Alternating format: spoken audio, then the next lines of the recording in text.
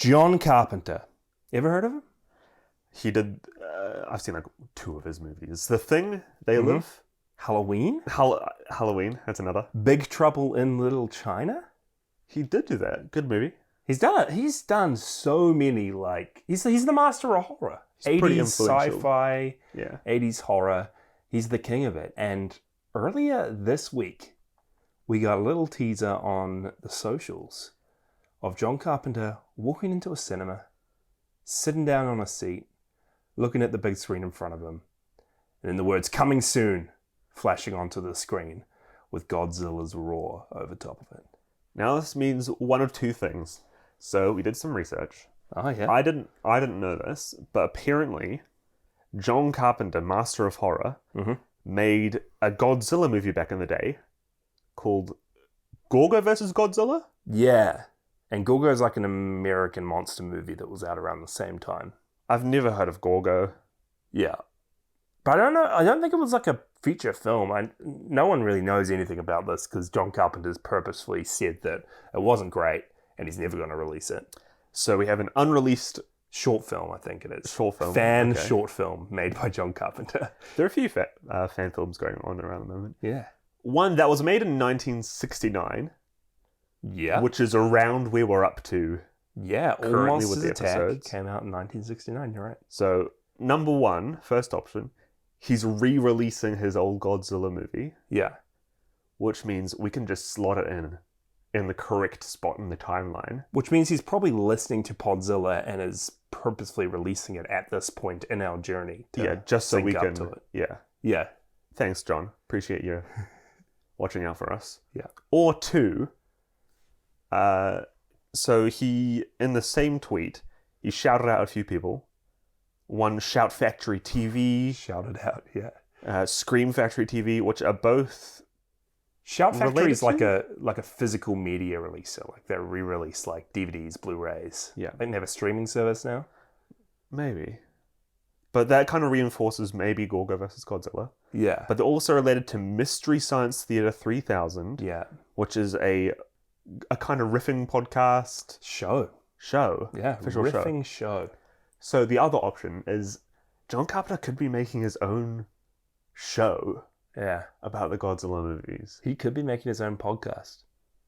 I think what's most likely is he's probably partnered with Shout and he's either like doing exclusive commentary tracks or clips on some of the Godzilla movies. Is that worth the whole coming soon announcement? Ever, though? he's the master of horror. When you team up the master of horror with Godzilla, like I can't wait. I'm just saying, I've started packing my suitcase. I think he's going to overthrow Podzilla, man. He's starting his own Godzilla podcast. These are our Podzilla final days. Episode 1 of season 2. The beginning of the end. Why did we even return? John Carpenter, he's here. As well as that, second big news. Yeah? Just announced Godzilla vs. Gigan 2. Yeah. You heard of this? Well, not even, because Godzilla vs. Gigan's an old Showa era film that we're yet to get to. And I think there was a short film called GVG. There's a fan film called GVG, Godzilla vs. Gigan. Yeah. Not made by Toho, No. but the sequel to that has just been announced and it's being endorsed by Toho. Yeah. They're sharing it on social media. Some of you may have seen trailers of it. And I'm confused because it's completely animated, right? Yep. It's not like super well done CGI animation. Yeah. But you can still tell. And I kind of like the approach that they're taking where, it's not realistic, but it's something. Something, and And it's Toho's still saying, cool. yeah, and Toho's saying, hey, this is Godzilla. They're recognizing it. These are the kind of movies that we want to promote. I'm loving it. My boy Gigan, who I haven't even seen a single movie with, I'm rooting for this, man. Well, wasn't there some other news as well? Like, what a couple weeks for Godzilla, but I didn't even see it, but I saw that you posted to our Instagram stories that Toho released like a short little Morse code snippet. Oh gosh, yeah. So a few more things. One, Godzilla released Morse code Yeah. on Instagram saying Godzilla is coming in Morse code. Like, what in the... No clue if that's referencing Godzilla versus Gorgo potentially, Or, yeah. or even GVG2 or something else entirely. So we potentially have an announcement for another Godzilla movie, show, who knows, on the way. 2, Gigabash? 4? Yeah. Yeah. 4 Gigabash? Like a beat 'em up fighting game that have officially partnered with Godzilla, and they're bringing him as a playable character in the game. And this would be, what, the first game in a long while? Yeah, that Godzilla's officially Godzilla's a playable playable character. Whoa. What a time to be back. And soon, multiverses? Yeah, he was. Godzilla! Dude, this is the year for Godzilla. This is it. What a time to be alive. What a time to be a Godzilla podcast. What a time to be listening to Podzilla Season 2. Yeah, this is it, guys.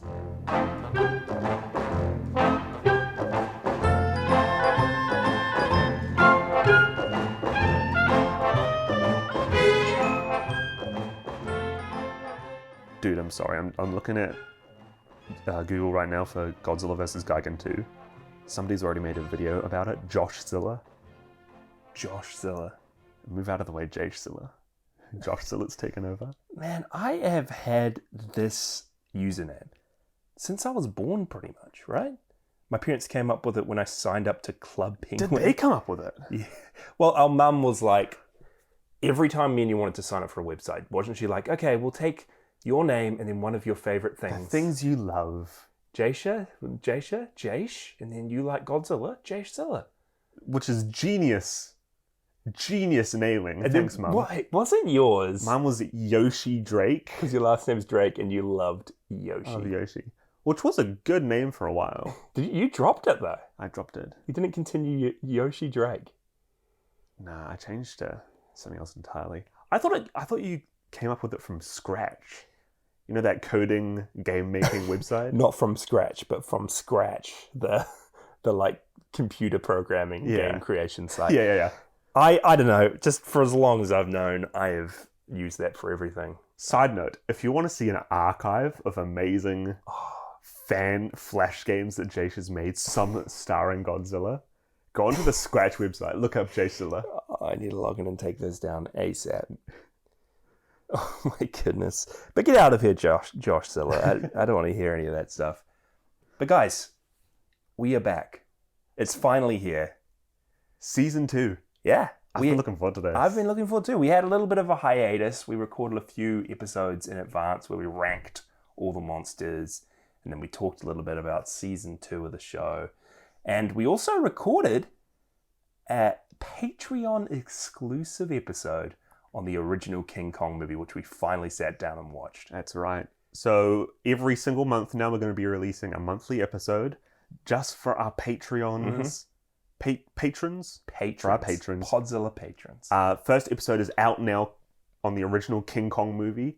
Fantastic. I think next month we're going to start going on to Son of King Kong. Yeah, you guys wanted Son of Kong, so we're sticking with King Kong. So if you want to hear us talk about those movies, you can sign up, patreon.com/Podzilla. Yeah. Where for $5 a month, you can get access to, an exclusive episode every month. And then we're also going to be releasing these episodes a bit earlier on there too. That's right. So $5 NZ, so it could be a bit cheaper wherever you are. Yeah, we're way... I think if you're in America or the UK, it works out to be like $2 or $3. Like $3. So, worth it.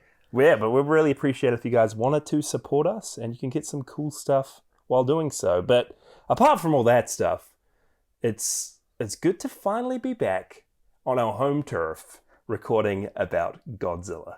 Yeah.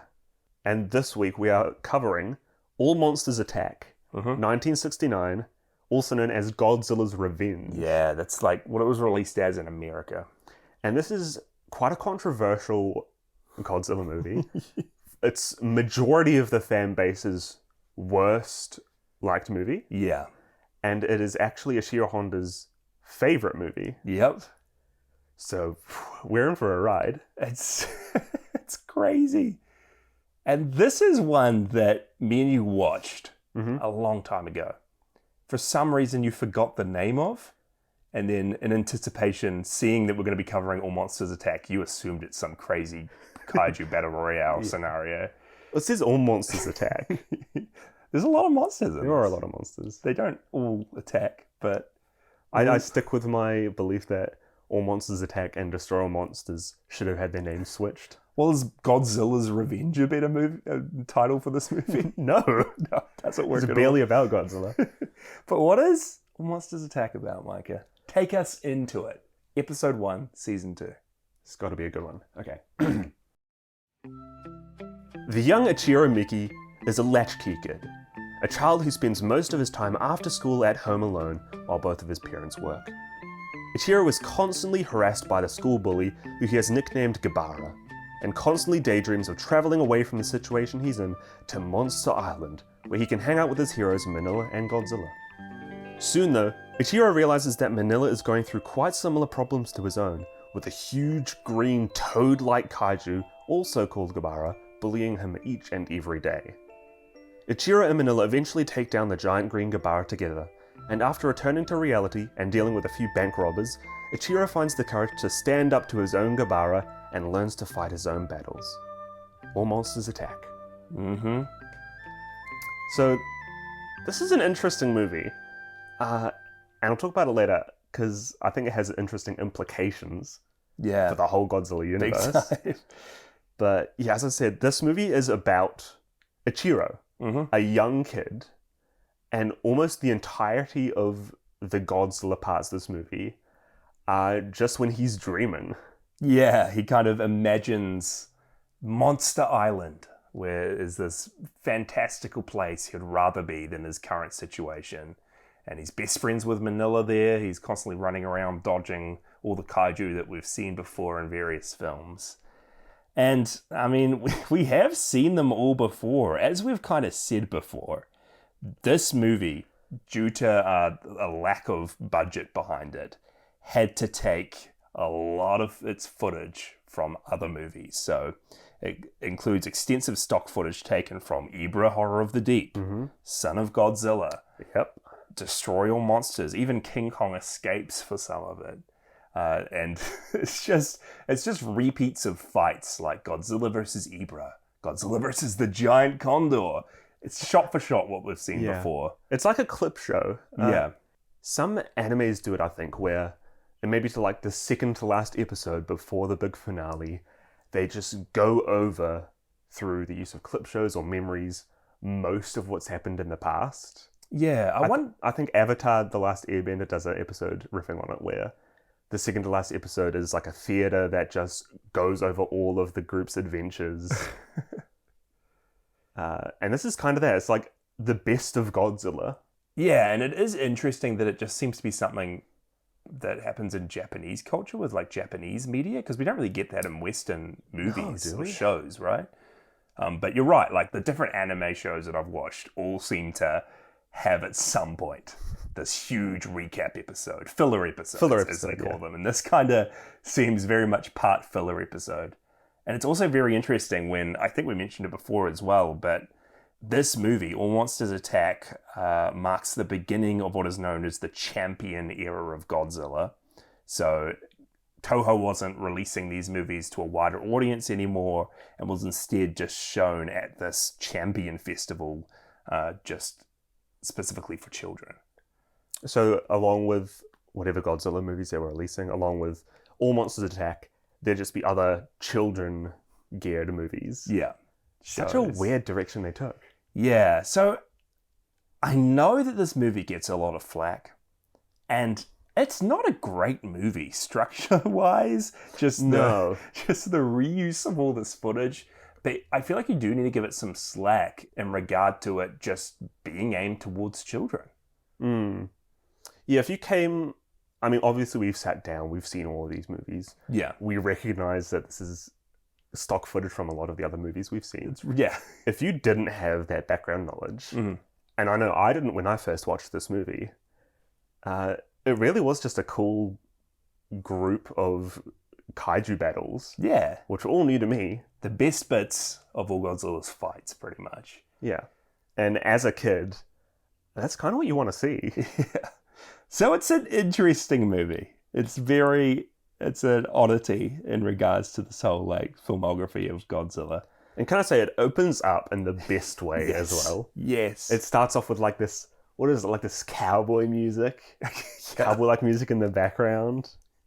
And you see this shots of this urban city in Japan, and two lone kids walking down the road in their school gear. And this is where we see Ichiro, our main character, with the most pristine outfit I've ever seen a kid wear. Instantly recognizable. He's got the looks, man. He's got this like fresh yellow cap, Yeah. grey bomber jacket, The blue the shortest shorts you've ever seen. blue booty shorts. I mean, come on. But even before we see that, this movie has a theme song. This movie has like an intro yes. when it shows clips of various different Godzilla movies and then clips of the fight scenes we're going to see later on in the film. But it just has this wacky theme song. Go! Go! Yeah! 怪獣様が泣いたとさどうして地球は住みにくいゴジラも驚いたミニラもブルブルブル And this is the one that goes, Go, Gojira. Yeah, and then Minilla. And they're just like, it's so good. So apart from just naming the monsters, the song is called The Monster March. Yeah, or the March of the Monsters. Yeah. March of the Monsters. Do you have the lyrics there? No, I don't. Because I'm pulling them up right I now. wrote down Go Gojira, Minilla. That's all I wrote. Mimi Minilla. So a lot of this... Okay, here we go. It says, Go, 1, 2, 3, 3, 4, 5, 6, 3, 4, 5, 6, 7, 8. Marching of the monsters with the style destroy everything. Go, Godzilla. Fires his radioactive breath. Yeah. Me, Minilla. Yeah. Poo. What? I don't know if that's onomatopoeia. Bang, crash. They destroy everything. Sorry, but living is hard for us also. And I think there's a few other like lyrics in there referencing how like, what is it? The city's so bad because It's like smog and pollution are the real monsters. the real monsters facing Godzilla. Even though Godzilla and Minilla bang, crash, pooing everything. It's poetry. It's great. It is poetry. And also a little bit of a setup for versus Hedorah Yeah. coming soon with Yeah, the yeah. smog and the... It's good. Yeah, I mean, Ishiro's, even though this is very much a kids' movie, it's interesting that it does start off with those lines that are very much explicitly saying smog and pollution's a huge problem. It's worse than these huge monsters, which is real interesting for a movie like this. And I think that kind of goes on throughout the movie as well. Ichiro is a young boy. Like we said, he's away from his family most of the time. We see his parents in this movie constantly saying that they just wish they could get enough money to move out of the city with less pollution and give Ichiro a better life. Yeah. The city he's in isn't the greatest for him. There's bullies. Yeah. That's pretty much it. He's being bullied. That's his big problem. That's the crux of this movie. Yeah. This whole movie is just a huge allegory to standing up to your bullies, which is something that kids need to know. So I appreciate that they're using Godzilla as a device to tell kids about that. But every single piece of music throughout this movie is just an absolute bop. You're saying that there's like weird whistling sounds, whistling notes that kind of sound like Western music, cowboy music, but every song of this is just amazing. It's great. Like if you ever wanted to get a soundtrack to any Godzilla movie, move aside Son of Godzilla. All Monsters Attack. Special sponsored Podzilla release. Are we changing our theme song right now to something from this movie? Can we get the vinyl release of this? Please. Yeah. Ichiro's walking down the road, meets some of his bullies. Yeah.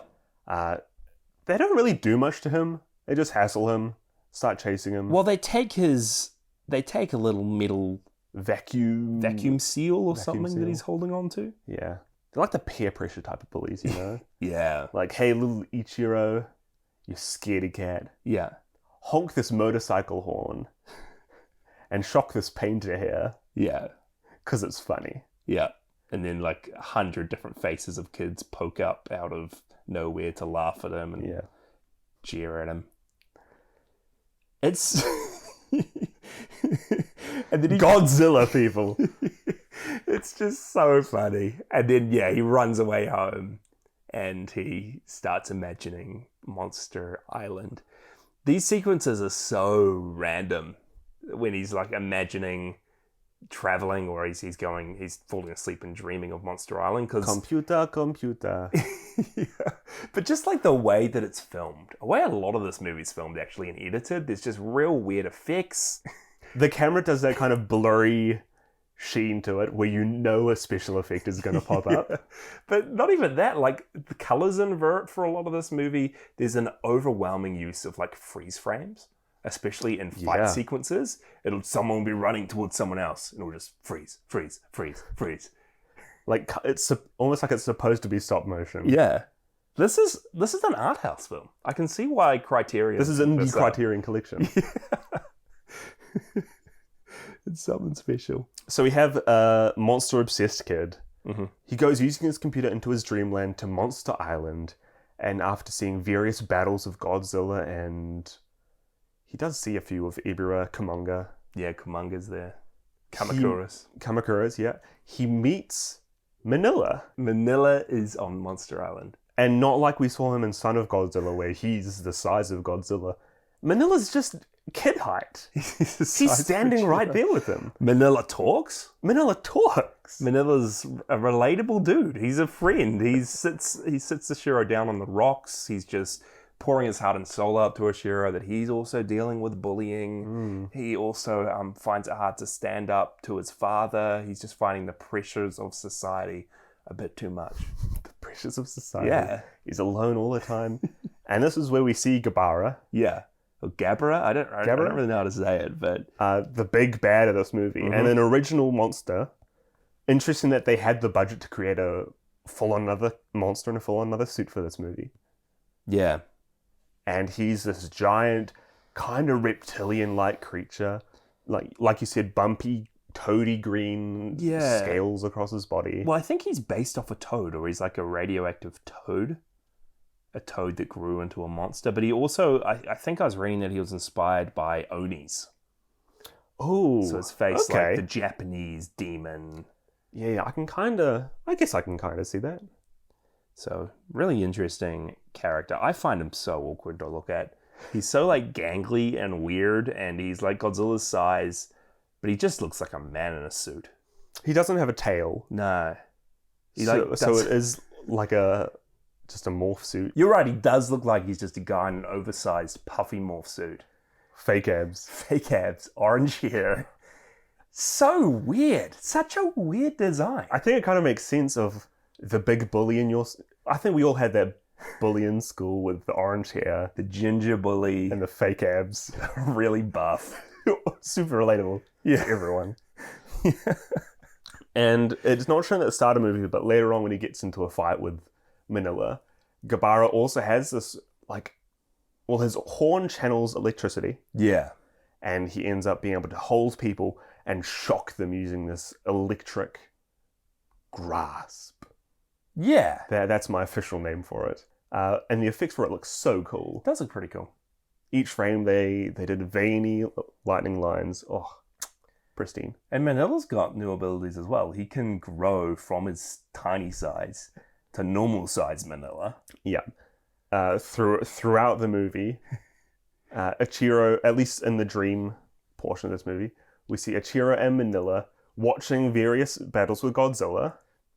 Yeah. Such as with Ebirah, with the giant condors, with jet planes. Mm-hmm. And whenever Gabara comes up, Minilla jumps in on the fight. Yeah. Grows to gigantic proportions. Yeah. And gets his butt kicked. Yeah.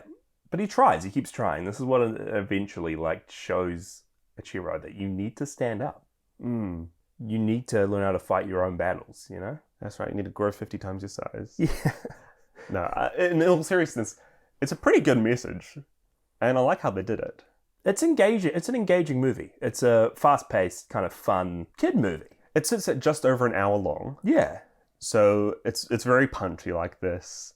You see scenes of Godzilla fighting, Minilla thinking, hey, I need to be more like this, and then going for it on his own. I just love so many of the random scenes with Gabara, with Minilla, with Ichiro Ichiro on Monster Island. There's so many times when he like falls down through a hole in the ground. It's just there's a real comical like frame. There's a real comical sequence of him just falling, arms flailing, and just so many random shots when they eventually defeat Gabra. Minilla and Ichiro come up with a plan that Manilla's going to like jump on a log when Gabra steps on it. Yeah. And it's going to fling Gabra into the air. And Minilla jumps onto this log. And it's just another real funny sequence when Minilla is just like completely still in the background behind him. Moving. Obviously green screen. Yeah. And then Gabra just goes flying. It's like so many times Gabra there's no one in the suit. There must be like padding or something. They take the act out of the suit. And they just toss this suit around. Like, this suit must have been destroyed by the end of this. Yeah, I reckon. What did you think of the subplot of this whole movie? There are bank robbers on the loose, car thieves. There's this two dudes that rob banks, steal cars, and they're loose in the city right now. Oh, shoot. And they end up crossing paths with Ichiro. And before Ichiro even can stand up to his bully, he needs to stand up to these bank robbers in like this Home Alone sequence. It is Home Alone, now that you say it. Is this the B plot or is this the A plot? I think it's the B plot. Well, has to. Yeah. Gabra is the A plot. The monster Gabra and the bully Gabra. Yeah. So Ichiro finds this abandoned building. Yeah. Just explores around in there. It's where he keeps his stash of vacuum seals. Finds some headphones, which he wears for the rest of the movie. But these two robbers are hiding out here with their 50 million yen. Mm-hmm. It's not that much. I think it's like 600,000 New Zealand dollars. Did you look that up? I 600,000. did look it up, yeah. And the news are talking about it. Everybody's on the lookout for these robbers. They find Ichiro, but not before he ends up taking one of their passports. Yeah. Going home. And it's like a few weird scenes where they come into his house, abduct him from his Godzilla action figure filled room. Yeah. Which is also weird at this point that they're making Godzilla action figures, which ties into a theory I'll have and talk about later on as well. I cannot wait to hear these theories because I've got a few of my own. But yeah, this is real funny, these real funny bumbling robbers that are always hitting their heads on things, tripping over things, getting their heads stuck in cardboard boxes. Taking swigs from their little flasks. Falling through holes in the ground. Like, it is Home Alone. And, yeah, Ichiro just stands up to these two. And he doesn't really do much. It's pretty much all on their own doing. They just... Because what does he do? He puts newspaper over a hole. Yeah. Which they don't fall into. No. And he bites one of them. All he does is bite one of them and then escape from some handkerchiefs. And then they just crumple. They just fall apart. This kid's just too smart for them. Yeah. Dude, this is it. This is how you stand up to bullies. The two worst robbers. Yeah. Okay, I want to hear these theories. You want to hear my theory? Yeah. Okay. Because is it around the whole fact, like, does it take place in the Godzilla canon? Yeah, okay, so a lot of the scenes from this movie, especially in Ichiro's dream sequences, take place in Monster Island. Yeah. Specifically the one that we see in Destroy All Monsters. No. Well, yes. Yes. Well, this is also where it gets tricky. So, Sogol Island was the island in Son of Godzilla. Yes, Sogol Island. And then Monsterland was the island all the monsters lived on in Destroy All Monsters. Not Monster Island? And then Sogol Island gets renamed Monster Island later in the series. Oh, shoot. Disregard that. This is my theory. But you're right, because we do see scenes from... We see scenes from Monsterland. Yeah. And then he's always talking about Monster Island. And we do see scenes from Sogol Island. Yeah. So my whole theory, especially... So this pins from the fact that he has Godzilla figures in his room. Okay. Right? He's a big Godzilla fan. Yeah. He's talking about Minilla, his favorite friend. How Minilla does his key. Minilla does not make that sound. All the time. And nobody else really seems to know who he is. At the end of the movie, some news reporters are coming up to him saying, was it scared being all on your own like that? And he says, no, I had Minilla with me. Yeah. And they're all, whoa, who's Minilla? And the caretaker, the next door neighbor, says to them, "Oh, don't worry. Adults believe in gods. Kids just believe in monsters." Or something like that. Yeah, and everybody laughs. So it kind of seems like Godzilla wasn't really a threat in this world? Or maybe Godzilla in this world is just fictional, right? And Minilla is just fictional. Yeah, that's what I'm thinking. Yeah. So he's got Godzilla merchandise. I think, and here's the big reveal. I think that Monster Land... Yeah, from Destroy All Monsters. Yeah, we talked about it there. It's set in the future, 1999. Yeah, it's when that movie takes place. And it's a big, abnormality in the franchise, in the canon. I think that movie takes place entirely in Ichiro's mind.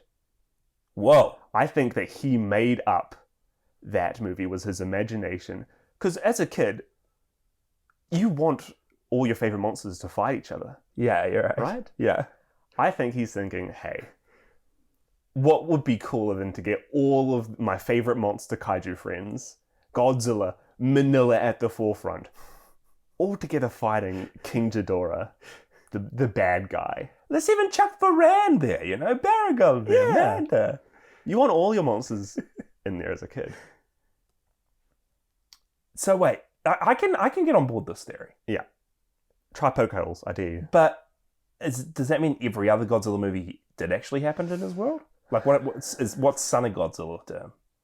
Here's another big reveal. Okay. I think this movie takes place in our world. Like, The real world, okay. where the Godzilla franchise is just a movie. So he's been watching the Godzilla franchise up to, Son of Godzilla. He watched those movies. Yep, he watched those movies with He us. bought those action figures. Yeah. And then he just dreamt up Destroy All Monsters? Yep, that's right. Okay. I mean, yeah. Mic drop, that is it. And he just made up this Gabara Mhm. figure. That's why he looks so weird. That's why we're going back through all of these clips in this movie. Because these are the Yeah. scenes he's seen in the movies. That's why we return to... Was it? Son of Godzilla Island. Sogo Island. Sogo Island. We see Minilla and Godzilla do weird stuff like pointing at him. Yeah. There's obviously separate from the movies. We see Gabara. Mm-hmm. Final big reveal. Yeah. I don't think Gabara should be classed as a Godzilla monster. I don't think he really fits into the timeline. I think he's made up by Ichiro. He looks so strange and weird, and no real life concept artist creating monsters for a Godzilla movie will come up with that design. Like we said, he's the epitome of a bully with his gangly orange hair, no tail. Here as well, his power. What does it remind you of? Electricity? Yeah. King Kong. We've seen these King powers in Kong. the past. You're right. Sorry for that little It rabbit is the hole. only way that this movie makes any sense, because you're right, it does not fit in the timeline, but then Destroy All Monsters didn't fit in the timeline. I don't think there is a Godzilla timeline at this point. I don't think there is canon and non-canon stuff. There's just different stories with Godzilla. The only way it makes sense is with Ichiro as the linchpin connecting Godzilla's universe to ours. All right, well, I'm looking forward to keeping up with this theory as we continue down the timeline. We'll see if it holds. To see if it holds up. Well, I mean, I guess that's a good segue to talk about the monsters that Ichiro is imagining. We already talked about Gabra. Toad-like, big, huge, ugly-looking green monster covered in bumps. And he returns a few more times in the show Go Godman, in the show Go Green Man, and in the show Godsey Man. And he also makes appearances in different video games and novels, but this is his only film appearance. Yep. So this is all the other appearances are technically non-canon. Yeah. Fits with my theory. Still foolproof. Okay. As well as that, we have big forefront Godzilla. Mm-hmm. He has the same suit as he does in Destroy Monsters for all of the updated sequences. Yeah. But we do see him flash through a few different iterations of his suit. It's so funny because, one scene to the next, his suit will just change and you can realize, oh, that's from a previous movie. Yeah. It is kind of off-putting because you do notice You do recognize it. Yeah. Which I haven't really in the past going through each of these movies separately, but because it's so smushed together, Yeah. very, very noticeable. Yeah, the different suit changes. Because there's not a ton of new scenes with Godzilla either. Most of his scenes in this, I mean, Minilla's got a lot of new scenes, but Godzilla's scenes are mostly just from other movies. There was a few, though, like a few times you mentioned when he's with Minilla and he's waving at Ichiro. And I think that whole sequence of Godzilla teaching Minilla to, instead of blowing smoke rings, to use atomic breath. There's one where he jumps on his tail and gets him to... Yeah, that's a completely new sequence, and it's a kind of, they wanted to refilm the sequence where that exact same thing happens in Son of Godzilla, but Ishiro Honda wanted to make Godzilla just a bit more strict on Minilla, to make him a bit more angry with him. And we do see him, so he kicks Minilla. Yeah. As well as stepping on his tail. Yeah. Gets a little bit more abusive in this movie. Because Ishiro Honda just wanted to amp up that theme of paternal neglect and children having to learn to stand up for themselves. Okay. Which is interesting, because at the start of this movie, Ichiro doesn't really face paternal neglect. No. His dad's away from home, but he's working. He really loves him. We see that scene where he's really talking about how he loves his son, wishes he stood up for himself more. But I think it's just that whole, like, I still don't know much about latchkey kids, or what I'm getting Ishiro Honda and Ichiro mixed up. But what Ichiro is in this, like, he hardly sees his parents. They're always working to afford a living. But I wonder if it is just more of the time a lot of children were being very neglected. I think you're right. Yeah, so a lot of children could perhaps relate to this, also be something that a lot of people recognize, that a lot of parents just get really angry at their kids and kind of leave them to their own devices. Because even if it isn't like in Ichiro's case where your parents are just hardworking, yeah, as a kid, you can be feeling a little lonely for whatever reasons are out there. Yeah. You can kind of relate to being kicked lightly. Yeah. Maybe even not so lightly in some cases, but you could kind of relate to even like your parents being harsh. Literal or metaphorical neglect from whatever means. Yeah. So it's interesting stuff. There's also, Minilla.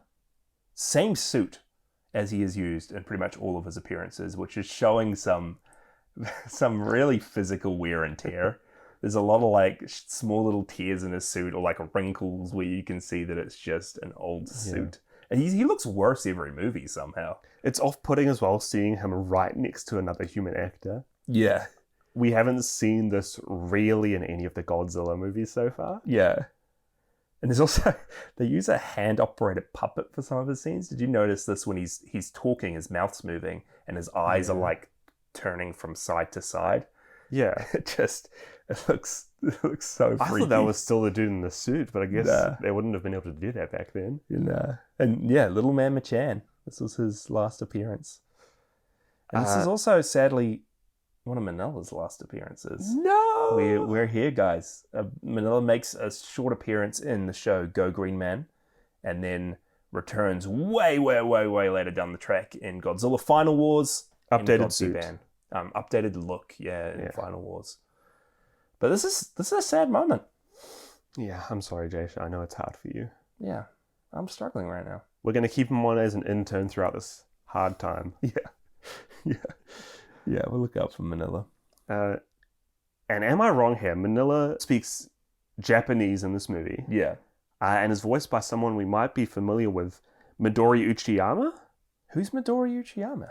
So she was a Kailak in one of the previous films. We all know her. Yeah, Midori Uchiyama.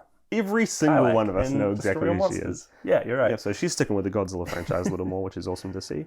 Interesting that they had a woman voice Minilla. I guess they makes sense. Higher voice. They do that with a lot of animes and things, right? Like One Piece, Luffy's.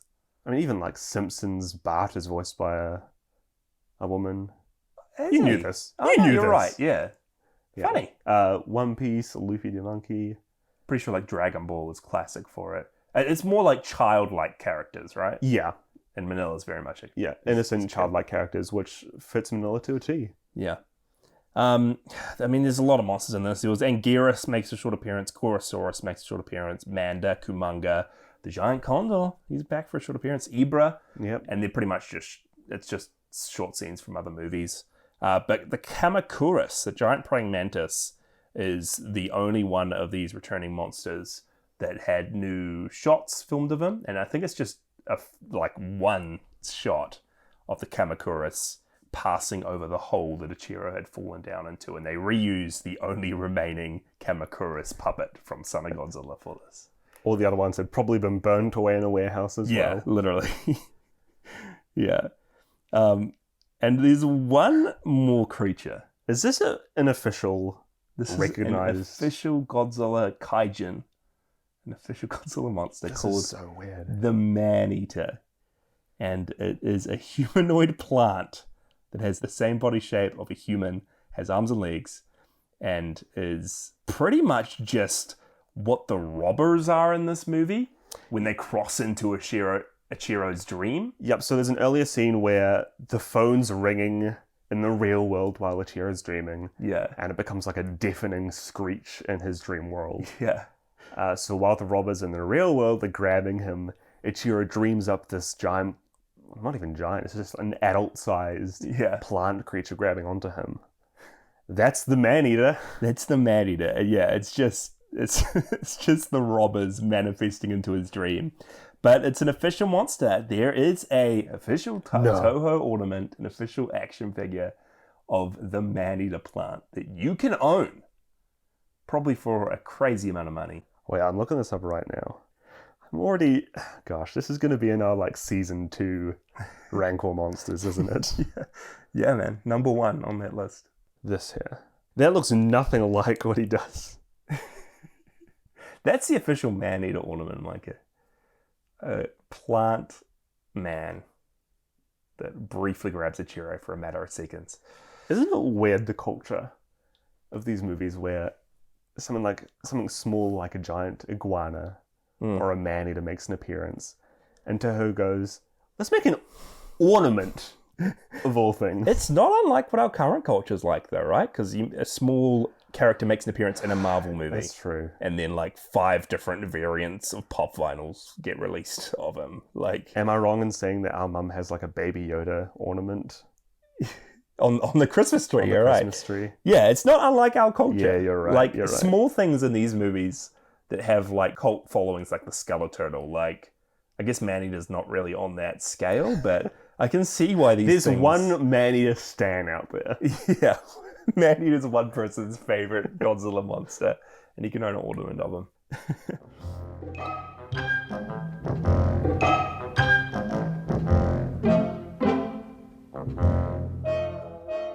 Should we get into some behind-the-scenes stuff? Yeah, give it to me. Okay. So, you mentioned before Ishiro Honda considers this as one of his personal favorites, if not his personal favorite Godzilla movie. Which is interesting because it's not really totally original. Yeah. But he's quoted as saying, "We decided to take on one of the social problems of the time, the latchkey kid. We set it up that the kid liked monsters, so he pretends and makes it all real in his dreams. It is one of my favorites." So, yeah, classic Ishiro, just wanting to touch on social problems of the time, even in a very, very kid-orientated movie for children, which is just funny. I like it. Classic Honda. Classic Honda. It is classic Honda. Interestingly as well, the actor who played Ichiro Miki in this, his name was Tomonori Yazaki. Okay. Has not been found after making this movie. Wait, not even been found? He appeared in one more Toho kaiju movie around the time. But since then, different fans of these movies, different film scholars, different just people who are wanting to track him down for interviews to see what he's up to nowadays, no one can find any trace of him. So this kind of reminds me of the actor of Short Round. Yeah. Back in the day? Yeah, you're right, yeah. And what was his name in the Goonies? Data? No. Data. Yeah, Data. Data. How after those real big appearances, he just dropped off the face of the planet. Yeah. And didn't return until very recently. Yeah, he's in Everything Everywhere All at Once. And the second season of Loki, is he returning for? Yeah, and maybe the new Indiana Jones. Oh, fingers crossed. But yeah, you're right. This kid's just dropped off the face of the planet. He's probably just living his life. He's probably just got a proper job. No one just knows about him. Maybe he's in Monster Island, you know? He went to Monster Island. Yeah, is that right? No, it's just really interesting. Yeah. It's weird how the lead actor, the face of All Monsters Attack, probably one of the most recognizable Godzilla human characters. And no one knows what he's up to nowadays. I wonder if that's the case with a lot of child actors. Yeah. When maybe probably they right. grow a bit older and their acting ability isn't that great. Especially when it's not on the digital age and you don't have like as much knowledge about people as you do nowadays. Like child actors nowadays, you just look on IMDb and see exactly what they're doing, or someone will have it on their Wikipedia page. Back then, they probably just gave this kid's parents some cash for his job. He just goes on his way. Yeah. Now, I might have said it in the Destroy All Monsters episode, and I was a bit wrong then, but Gorosaurus is in this movie. I said that Destroy All Monsters was his final film appearance. And I guess it technically is because he's only in this for stock footage. But yeah, Gorosaurus does not show up in any movies past this point. And then Manda, Kamacuras, Killmonger, and Minilla all show up again in Final Wars. Way later down in the future. Yeah, way later down the track. This is kind of a final hurrah for a lot of these monsters. Yeah, even though we just saw Gorosaurus for a second, Manda for a second. And Gyarados was in this, right? He was just like one oh my gosh, he was. short I forgot about shot. him. I think Rodan's mentioned. Final thing I've got down here is another classic inclusion of a pop culture trend at the time in a Godzilla movie. Oh? So, I didn't know this is... at one point during this, Ichiro cries, "Okasan!" And I cannot remember when he did this at all. But it is a riff on a popular commercial for miso soup that was out at the time. Wait, I loved this. When they shouted out, "Okasan!" And he shouts it out in this movie at some point. This might be my favorite bit of trivia so far. And then also, you would have seen it, but in the movie, the bullies of Ichiro, and I think he might have even done it at one point, shout out, "Yeah, baby." Yeah. Like they say baby after saying things a lot at the time. And this was a very, very popular catchphrase in Japan when this movie came out. Baby? Adding baby to when you're saying things. So These kids are up with the times. Come on, Ichiro. yeah, it's funny that Godzilla I love that so much. includes- Miso soup of all things. I know. I want to find their ad. Well, that's all that I had on trivia. Should we wrap this baby up?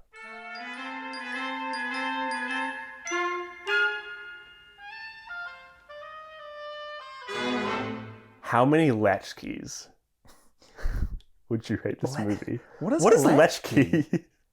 I didn't even know this. I don't know what a latchkey kid is. Is a latchkey the key that he grabbed to get into his house? A key of an outer door to a house. How many latchkeys? It's literally just a key. Okay, how many keys? How many latchkeys are we giving All Monsters Attack? You know what? This movie's dumb. This movie is a complete rip-off of previous things before it. And it's interesting that Ishiro Honda, who did 1954 Godzilla, gave us 1969's All Monsters Attack. It's like the most serious, dramatic horror movie. And the most lighthearted. It's night and day. And yeah, the pacing in this is all out of whack. The editing, I said it before, but just the freeze frames. There's like the final battle between Ichiro and his bully, and you can't even tell what's going on. They're just walking around in circles while we're shown freeze frames. It feels like the frame rate has dropped to like 5 per second. Yeah. But in saying all that, this is something that kids probably would have loved. And I think this probably does a good job at teaching kids some like good moral lessons. Try to stand up to your bullies, learn to fight your own battles, you know? And all the stuff about the social environment at the time, how he was a latchkey kid. It probably was just really relatable to kids who watched this, and they were able to watch a really fun, enjoyable best of movie of the best of all the different fights on different Godzilla movies. Best bits of what we've seen in the franchise so far. Really fun fights, some of which are my favorites. Like we talked about how good the Godzilla versus Ibra battle is. I really love when Godzilla is just going up against those fighter jets and crashing them in his hand. There's some good scenes in here. The giant condor fight. It's a classic. It's a classic. So this is just pretty much a montage of the best bits of previous Godzilla movies with a great moral message for kids who are watching this. And it would be an entertaining film for them. I mean, it was entertaining to me, even though I don't say this is a well-made film. It's an entertaining one. I'm probably going to give it 2.5 latchkeys out of 5. Okay. Just because it's not great, but I can see its merit, and I think it did a good job in doing what it was trying to. That last sentence here, it does a good job of what it's trying to do. I think that echoes my thoughts really well. I almost see this movie as a little separate from all the other Godzilla movies, but not in a real bad way. This was geared towards kids. Since it was released at that Champion Festival, Yeah. I think that shows what Ashiro was trying to do. It wasn't geared towards the adults. This is almost a separate thing in itself. For all the kids who may have been too young to watch these older Godzilla movies. Yeah, totally. And to still share some of that enjoyment, some of that X factor that the other Godzilla movies had to them, with all the cool fight scenes, the good, great messages for kids, like you said. Yeah. For those who haven't seen the movies in the past, this is a pretty fun movie. I know as a kid, if I were that age, the same age as Ichiro, I would love this. Yeah. So much. And it's weird as well. I think if something like this were released nowadays, where maybe a fan in the real universe of a franchise Yeah. was able to incorporate themselves into that franchise in a way, it'd be hard to do, but it would be meta, and I think that would be praised a bit more nowadays. Yeah, right. It's a very meta film. It's a meta plot for a film like this. And I kind of like that. Someone with me really vibes with what Ichiro was trying to do here. Yeah. Ashiro. With what Ishiro was trying to do here, not Ichiro. And I don't know, if you're a Godzilla fan, Yeah. this movie isn't fantastic. But for all the kids who just love monster battles, who love watching movies like this where you can just sit back, and maybe even as a parent, if you want to show your kid Godzilla, get them introduced to the universe, this is a great one to chuck on and get them familiar with the franchise. Yeah, you're right. I think I would give this 3.5 latchkeys. Whoa! Yeah. And I stand by that. Wow. Baby. Baby. Flip. Yeah, I mean, it is not a well put together film, but for doing it with budget constraints, I mean, like, when you're going to make, you're told you're going to make a Godzilla movie, but you don't have the budget to film a lot. That's a hard task. Like, they actually got really creative with how they did it, which I can appreciate. I mean, the whole act of trying to merge a proper story with clip shows and not with clips from previous movies and stock footage and make it not seem too jarring is a hard task. Yeah. These guys do it all right.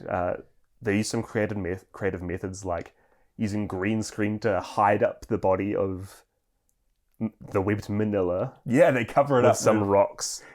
So you can see Kumanga and not really see... Yeah, they did it a few times. Just using composition to hide things that would maybe give away from other movies. Like, they got real creative with this, and I think that really shines through with what they're trying to do. No, you're right. It was kind of fun to see Ishiro do something this fun as well. Like, we had the other director who did Son of Godzilla and Ibra Horror of the Deep, and that was very colourful, fun filmmaking. And this is kind of similar in that vein. And Ashiro, I nearly said Ichiro again. Ashiro hasn't really done much of that before, so it was fun to see him fully embrace kind of that humorous filmmaking, of the humorous side of the Godzilla franchise. I know in the past when Godzilla, say in like King Ghidorah, the Three-Headed Monster, where Godzilla does the she pose, he's not been a big fan of those. I think that's because those funny moments were set in a serious movie. Yeah. Since this can be a bit more separate, I think he just goes to town or having a bit more fun than usual. Fully embraces what he's trying to do. Yeah. Wow, that was All Monsters Attack, guys. It's an enjoyable movie, regardless of... so many things. Regardless of if it's a good Godzilla movie, it's just an enjoyable movie. I mean, we had a lot of fun watching it. We hope you guys did too. And we actually got a lot of you guys writing in, which was awesome. Thank you so much for doing so. We've got a message here from David M, who sent in his thoughts on Godzilla's Revenge. So David says, this movie is almost universally hated among fans, and there's a lot of sound reasons as to why. However, I appreciate what Honda was trying to do with this movie.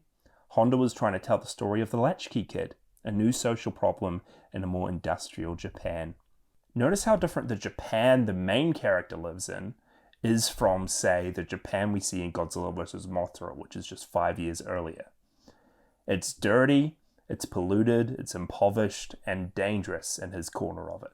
And Honda was trying to draw attention to a problem being created by the country's economic changes, and did so with his own special touch.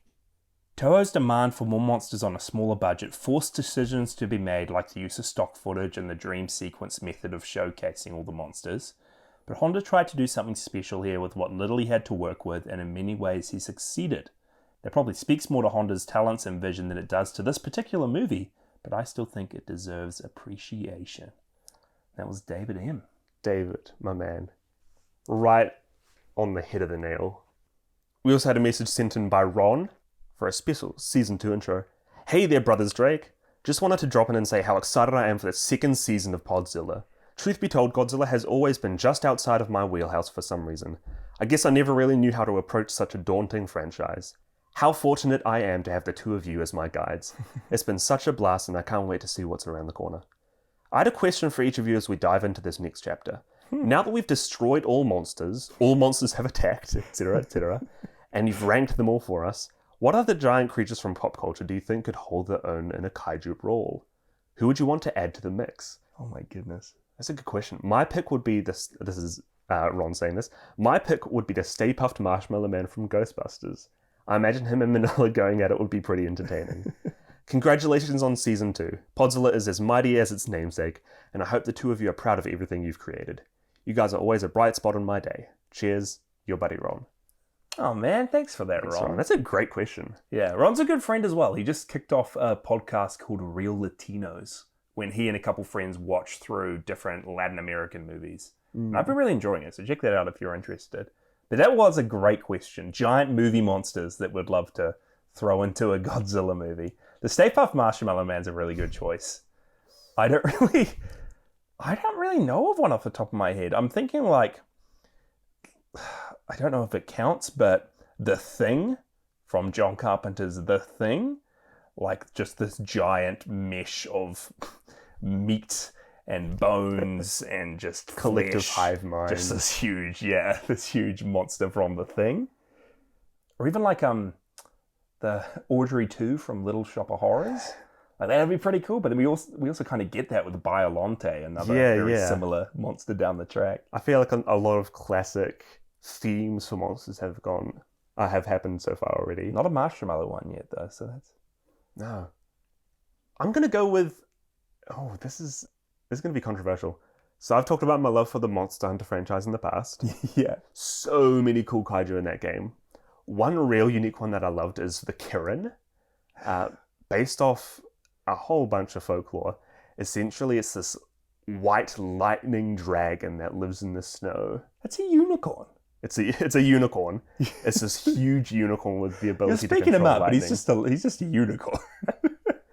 I think because we haven't had really like a horse No, you're right. kaiju before.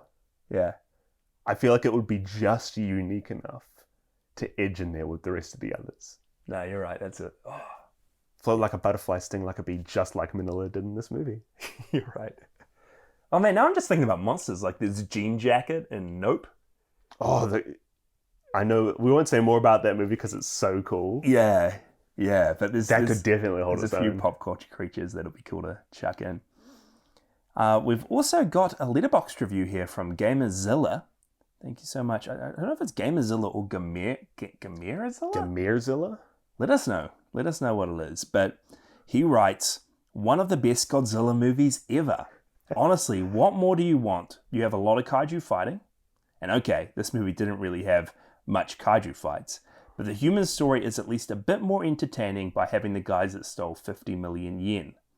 And the best thing about this movie, Minilla freaking talks.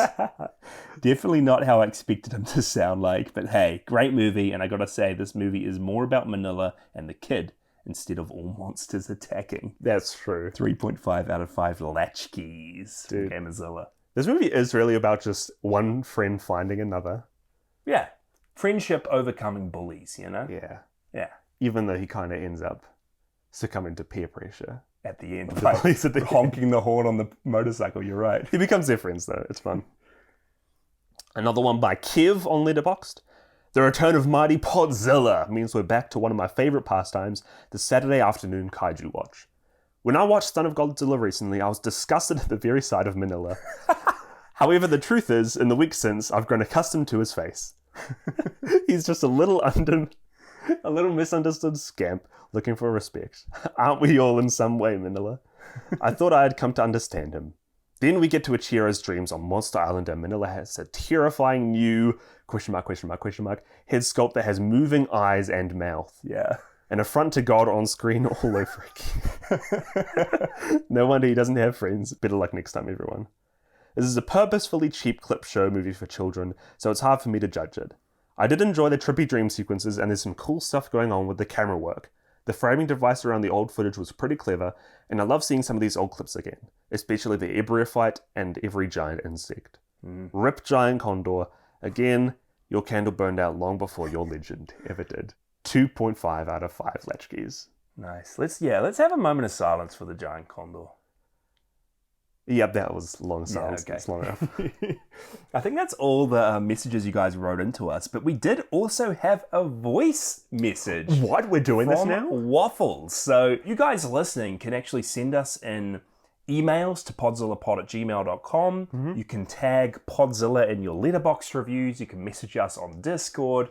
But now you can also leave us a voice message by clicking the link in the show notes or just sending us an MP3 file onto our email address. Doesn't even have to be specifically about the episode. Just like Ron asked, feel free to ask us some wacky questions about Godzilla, about kaiju in general.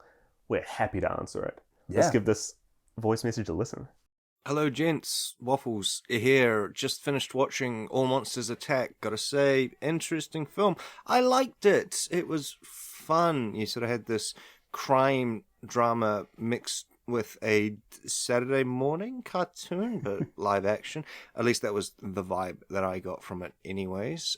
Interesting film.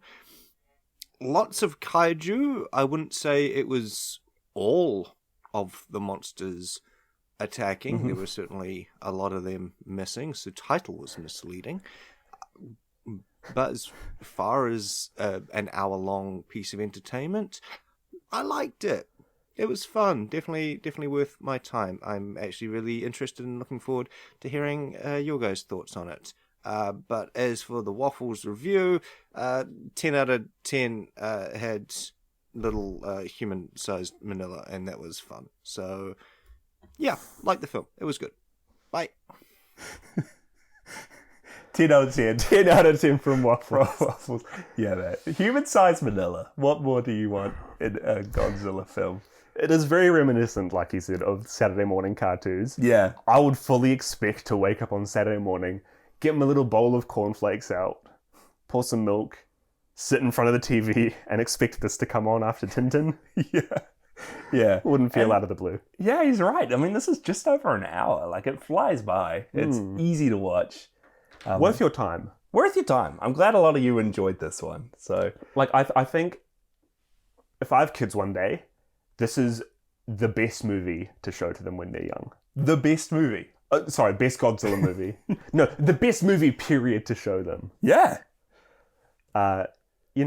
Father-son bonding time. Get them involved in this universe. Move on to the original Godzilla 54 from here.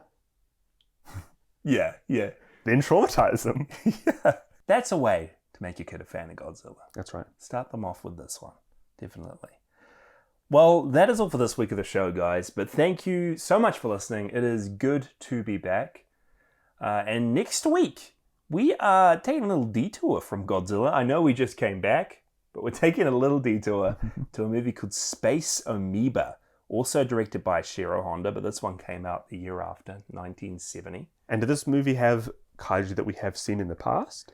No, it doesn't, but it has kaiju that show up in Godzilla films later down the track. Man, I've missed doing stuff like this. Yeah, I know. An alien aiming for the Earth transforms monsters to attack. When a space probe crash lands on a far-flung Pacific atoll, the craft's alien stowaways decide to take over their new world one creature at a time. Soon the parasitic life forms latch onto 3 indigenous critters, a squid, a crab, and a snapping turtle, and transform them into colossal mutant monsters. Mm-hmm. This is good. Yeah, I'm looking forward to this one. It is going to be fun. So that's what we're going to be talking about in 2 weeks' time. Space Amoeba. Make sure you check it out. Send us in a message. Record a voicemail and send it to us. We'd love to hear from you guys. And if you haven't already, jump into our Discord. The link's in the show notes. But we can just talk about kaiju stuff. We can chat about whatever this huge John Carpenter announcement is, whatever the other 3 announcements of upcoming things are. And I think I might share Jason's old Scratch page in there as well. You can see the very well-made Flash games that he's made in the past. Okay, we gotta wrap this recording up because I'm gonna go delete everything I've ever done online under the name Jashzilla. We'll catch you guys next time. That's been Podzilla with your hosts Jasha And Micah Drake.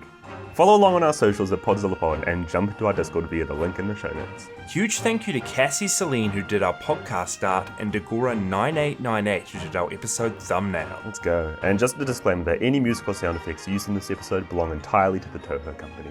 See you guys next episode.